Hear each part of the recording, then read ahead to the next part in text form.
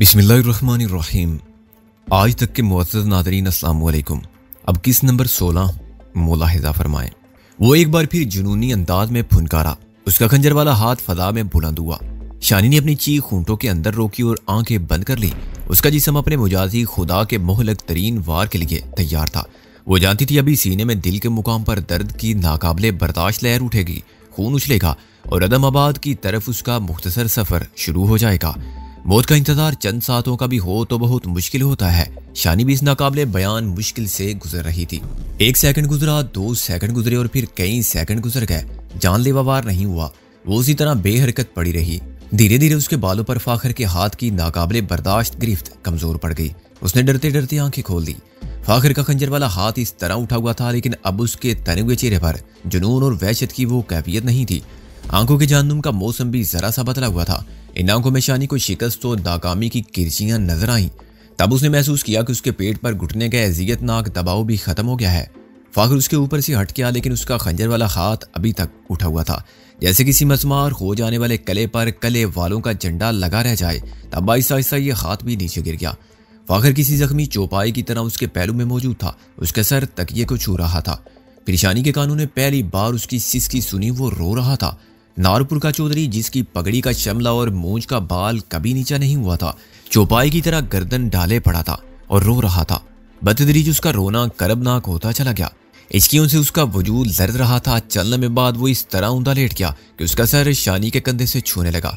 शानी उसी तरह बेहरकत बैठी हुई थी। फाखर की करबनाक आवाज उसके कानों में पड़ी। मैं हार गया हूँ शानी, मैं हार गया हूँ, मुझे माफ कर दो, मेरी गलतियां बख्श दो। मैंने तुम्हें बहुत दुख दिया है, बहुत रुलाया है। मैं तुम्हारा गुनाहगार हूँ, मुझे माफ कर दो। उसकी नाक शानी के कंधे में धंसी जा रही थी। वो बोलता जा रहा था, मुझे तुम्हारी मोहब्बत चाहिए, तुम्हारा प्यार चाहिए, वही प्यार जो तुम अपने इर्द गिर्द के सारे लोगों से करती हो। उसी प्यार में से मेरा हिस्सा मुझे भी दे दो। अगर मुझे ये प्यार ना मिला तो मैं मर जाऊंगा, अपनी जान दे दूंगा।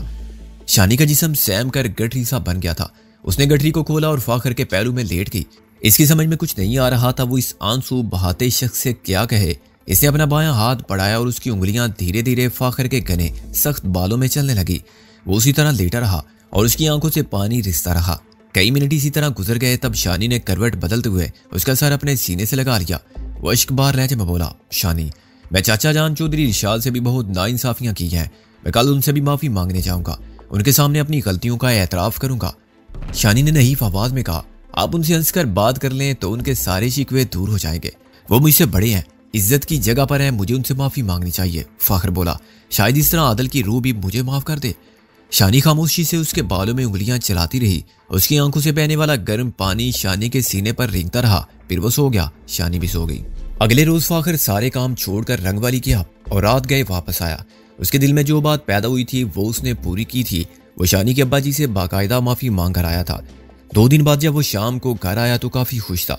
इससे पहले जब वो घर आता तो हवेली की खर जी शय जैसे सहम कर सुकड़ जाती थी, लेकिन आजकल सूरत काफी मुख्तलिफ थी। वो घर के अफराद और मुलाजमीन के साथ भी खंदा पेशानी से पेश आता। बच्चे भी जो पहले खौफ ज़दा रहते थे अब फाखर के इर्द गिर्द नजर आने लगे थे। तुम्हारे लिए एक तोहफा है, वो शानी से बोला। कैसा तोहफा? शानी ने चेहरे पर मुस्कुराहट सजाई। आओ मेरे साथ, वो बोला और शानी को निशस्त गाह में ले गया। शानी देखकर ये हैरान रह गई कि एक टेलीफोन सेट रखा है। निशस्त गाह की तरफ उसका आना कम ही होता था। उसे पता नहीं चला था कि कब यहाँ टेलीफोन इंस्टॉल कर दिया गया है। ये तो बड़ी अच्छी बात हुई, शानी ने खुश होते हुए कहा। इससे अच्छी बात एक और भी है, वो बोला। वो सवालिया नजरों से फाखर का चेहरा देखने लगी। फाखर ने सेट के करीब बैठकर एक नंबर डायल किया और थोड़ी देर बाद रिसीवर शानी के कान से लगा दिया। दूसरी तरफ से अब्बा जी की आवाज सुनकर वो दंग रह गई। वो कह रहे थे, हेलो हेलो, कौन?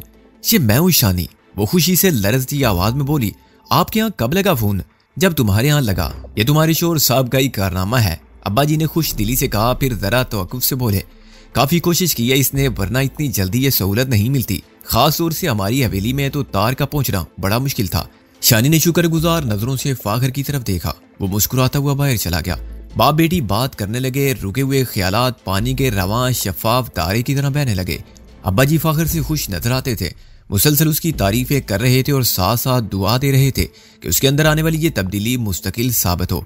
उनकी जहां दीदा नजरें फाखर के हवाले से मुस्तकबिल की बड़ी अच्छी तस्वीरें देख रही थी। अब्बा जी खुश थे तो शानी को यूं लग रहा था कि इर्द गिर्द की हर शय मुस्कुराने लगी है। गम के सारे बादल छट गए हैं और इस वाक़े के सिर्फ 3 रोज बाद शानी के प्यारे अब्बा जी इस जाने फानी से रुखसत हो गए। जिंदगी इसी हैरान कुन और नाकाबिले एतबार चीज का नाम है। रमजान के बाबरकत महीने में वो रोजे थे। तबीयत बहुत बेहतर थी। असर की नमाज पढ़ने ताया मासूम के साथ मस्जिद गए। वहीं सीने में थोड़ी तकलीफ हुई। 4-5 मिनट के अंदर रूह कफ़से अंतरी से परवाज कर गई। वो हमेशा दुआ किया करते थे, या अल्लाह मुझे चलते फिरते उठाना। दुआ कबूल हो गई थी। हंसते मुस्कुराते चल दिए और आखिरी सांस भी रोजे की हालत में खुदा के घर में ली। अब्बा जी की जुदाई एक ऐसा सदमा था जिसने शानी को सर से पैर तक हिला दिया। चंद दिन के लिए तो उसे महसूस होता रहा कि दुनिया में अंधेरे के सिवा और कुछ नहीं। जिंदा रहने का खर्च जवाब खत्म हो चुका है। वो अपने बाबुल के आंगन में थी लेकिन बाबुल नहीं था। वो अपने आंसुओं के दरिया में गर्क थी। ऐसे में ताया मासूम, बाबू और फाखर ने उसे बेहद सहारा दिया। दोबारा सांस लेने और सोचने समझने के काबिल बना दिया। गम के जानलेवा धुएं में ये एहसास शानी के लिए हवा का झोंका था कि उसके अब्बा जी इस दुनिया से खुश खुश गए थे। जब उन्होंने इस जाने फानी को खैरबाद कहा तो उनके इतराफ से दुख व आलाम के बादल छट चुके थे। वो माली तौर पर आसूदगी महसूस कर रहे थे। कर्ज ख्वाहों के मनहूस साए सिमट चुके थे और उनकी जिंदगी के एक अहम दुख ने भी अपनी शिद्दत खो दी थी। उस अहम दुख से मुराद शानी का दुख था। शानी की घरेलू जिंदगी ने करवट बदली थी। फाखर में रूनुमा होने वाली मुस्बत तब्दीलियां बहुत नुमाया थी। अगर ये कहा जाए तो गलत ना होगा कि अपने आखिरी दिनों में शानी के अब्बा जी उसकी तरफ से सुखी थे। चौधरी इरशाद की आखिरी रसूम में इलाके के लोग उमड़ पड़े थे। ये एक तरह से इस बामुरव्वत और बुर्दबार चौधरी की बेदाग जिंदगी को खराजे अकीदत था। लेकिन 2 अफराद ऐसे थे जो चौधरी इरशाद से बहुत करीबी नाता होने के बावजूद उसे सफर आखिरत पर रवाना करने के लिए नहीं आए थे। उनमें से एक तो बैर जी था। वो बीमारी का बहाना बनाकर दारपुर में इटता रहा। दूसरा चचा रईस था। जैसा कि शानी को बाद में मालूम हुआ, वो चौधरी इरशाद की इंतकाल से 5 रोज कबल तक अपने किसी काम से पाकिस्तान में मौजूद था। मुमकिन था कि इंतकाल के वक्त भी मौजूद हो, मगर जनाजे में नहीं आया था। बाद में चचा रईस ने इंग्लैंड से ताज़ियत के खत लिखने पर इक्तफा किया। शानी सोच सोच कर हैरान थी कितना फर्क था दोनों भाइयों में। एक चाचा मुश्ताक था, एक चाचा रईस। वक्त अपनी रफ्तार के साथ चलता ही रहता है। शदीद तरीन गम भी रोजो शब की गर्दश के साथ अपनी शिद्दत खोने लगते हैं। शानी करीबन 2 माह तक ताया मासूम और चाची परवीन वगैरह के साथ अब्बा जी के घर में रही। रंगवारी के मोहब्बत भरे माहौल और सकीना सुगरा जैसी सहेलियों की मौजूदगी ने उसे तेजी के साथ संभलने में मदद दी। फिर वो नारपुर वापस आ गई। नारपुर वापस आने के बाद एक बार फिर उसके सामने उसकी अज़दवाजी जिंदगी थी और अज़दवाजी जिंदगी के नशीबो फराज थे। उलझन और सुलझन का ये सफर एक बार फिर वहीं से शुरू हुआ जहां से मुनक़ते हुआ। ख्वाबगाह में पेश आने वाले आखिरी वाक़े के बाद शानी के अंदर भी दूरस्त तब्दीलियां आई थी।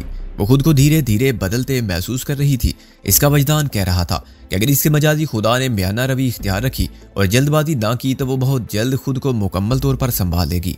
फिर उसकी रूह उसके जिस्म से अलहदा ना रहेगी और जब फाखर उसके करीब आएगा तो वो जिस्म जान की सारी चाहतों के साथ उसे गले लगा सकेगी। नारपुर वापस आने के बाद 7वें-8वें रोज का जिक्र है। बड़ी ईद की आमद थी। गाँव की लड़कियां मुलाजमाएं तैयारियों में लगी हुई थी। बाबू के बहुत मजबूर करने पर शानी ने भी जहेज का एक निस्बतन सादा जोड़ा निकाल कर अपनी दर्जन को दे दिया। यही से 1 हफ्ता पहले हस्बे रवाज चूड़ियां बेचने वाली गांव में आई। चंद औरतें हवेली में भी पहुंच गई। मुलाजमाएं रंग बिरंगी चूड़ियां खरीदने लगी। कुछ ने झुमके और अंगूठियां वगैरह खरीदी। शानी अपने कमरे में मौजूद थी और खिड़की से देख रही थी। एक दरमियानी उम्र की फरबे अंदाम औरत बाबू की मिन्नत समाजित करके किसी न किसी तरह शानी के पास कमरे में चली आई। उसने चूड़ियों का टोकरा सर से उतारा और फसकड़ा मारकर फर्श पर बैठ गई। उसका रंग गंदमी था। अक्सर कबायली औरतों की तरह रुखसार चौड़े और हाथ पैर मजबूत थे। उसकी सुतवान नाक में चांदी का कोका दमक रहा था। उम्र 35 के करीब थी और यह कहा जा सकता था कि 3-4 साल पहले तक वो खूबसूरत रही होगी। शानी ने गौर से देखा तो उसे औरत के माथे पर नमाज का हल्का सा मेहराब नजर आया। उसकी शरबती आंखों में भी नेकी और रूहानियत की झलक नजर आती थी। फिर शानी को एक और बात भी नजर आई। उसे लगा कि औरत की सूरत कुछ देखी बाली सी लगती है। कोई ऐसी बात थी उस औरत में कि शानी को उससे बातें करने में दिलचस्पी महसूस हुई। बातों का सिलसिला चला तो फिर दराज होता चला गया। दूसरी औरतें चूड़ियां वगैरह बेचकर दूसरे घरों की तरफ चली गई, लेकिन वो औरत वहीं फसकड़ा मार कर बैठी रही और मनमोहने अंदाज में शानी से बातें करती रही। उसने अपना नाम नगीना बताया। दरिया के पार नीलपुर गांव के करीब उनकी जमीन थी और उसके खामन ने घोड़ियां और भेड़ बकरियां वगैरह पाल रखी थी। ये लोग सियाल थे। शानी की औरत की कलाइयों में चांदी के चिपटे कड़े भी नजर आए। शानी ने हैरान होकर पूछा, अगर तुम्हारा अपना खेत है, ढोर डंगर भी है, तो फिर तुम्हें चूड़ियां बेचने की क्या जरूरत है नगीना? उसने अजीब सी नजरों से शानी को देखा, कनकियों से आसपास का जायजा लिया और होले से बोली, चौधरानी जी, अगर मैं कहूं कि मैं चूड़ियां बेचने वाली नहीं हूं तो फिर क्या मतलब? उसकी मुस्कुराहट गहरी होगी। वालियाना अंदाज में बोली, अगर मैं कहूं कि मैंने सिर्फ आपको देखने के लिए चूड़ियों वाली का भेष बदला है तो फिर? शानी की आंखें हैरत से खुल गई। एक लम्हे के लिए उसे खौफ महसूस हुआ कि कहीं कोई और नौसरबाद ही ना हो, लेकिन फिर उसकी शरबती आंखों में झांक कर उसे अंदाजा हुआ कि ये औरत उसे कोई नुकसान नहीं पहुंचा सकती। तुम्हारी बात मेरी कुछ समझ में नहीं आई, शानी ने उलझन से कहा।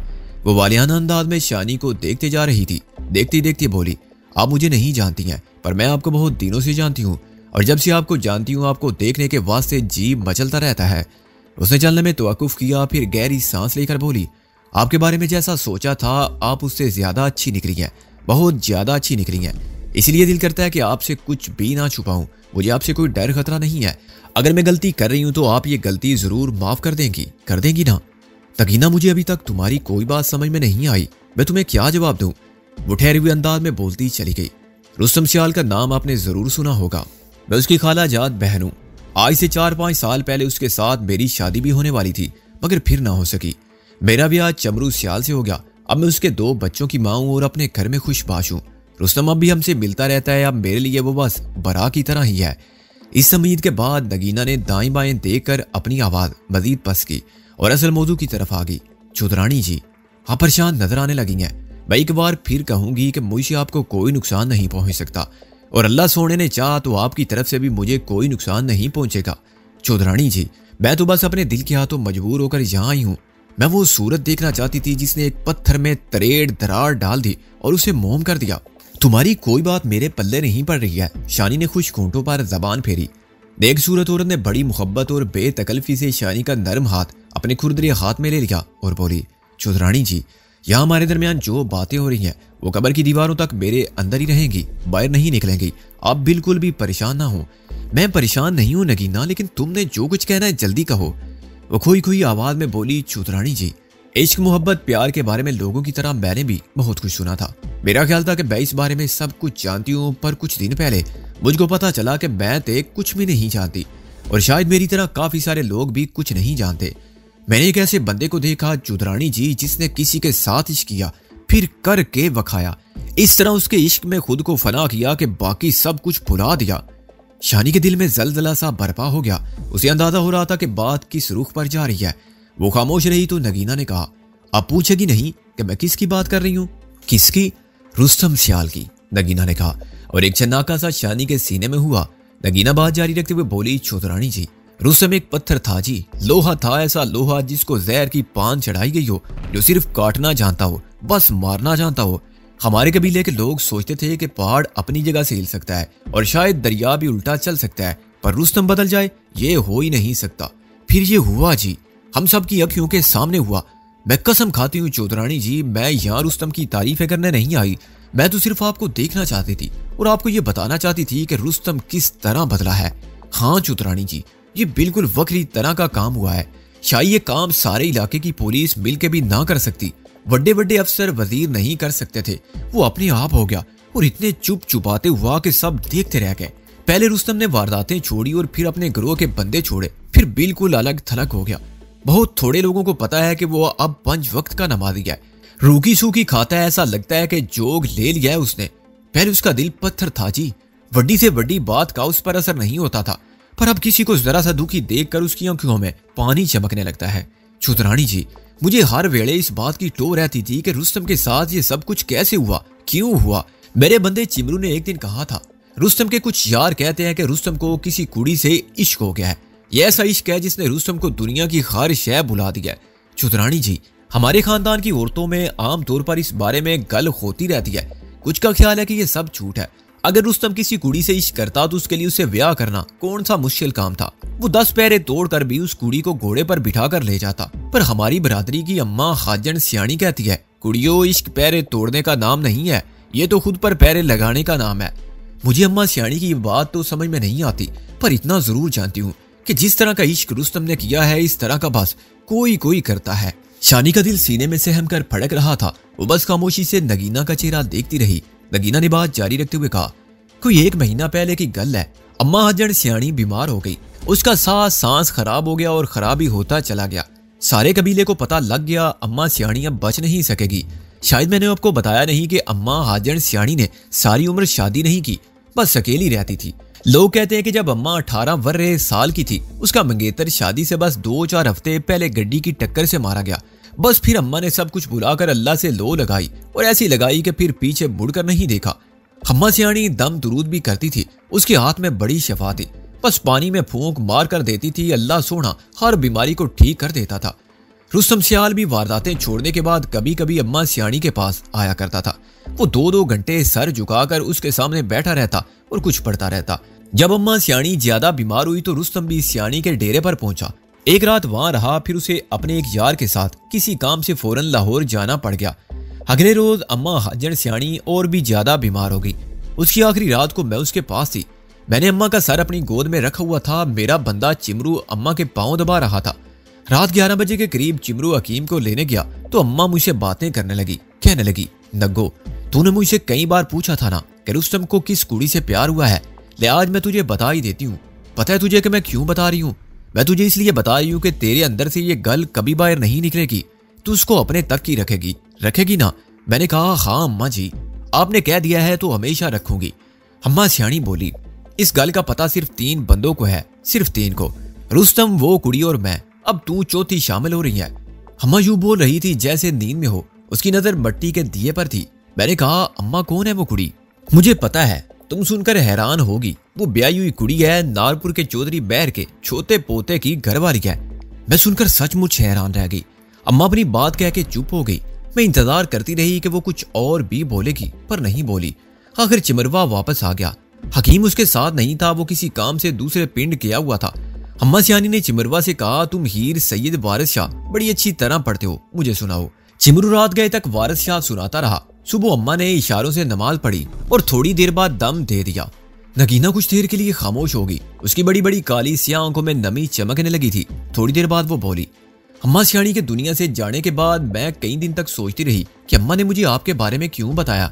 इस सवाल का जवाब अभी तक नहीं मिला और शायद मिले भी ना।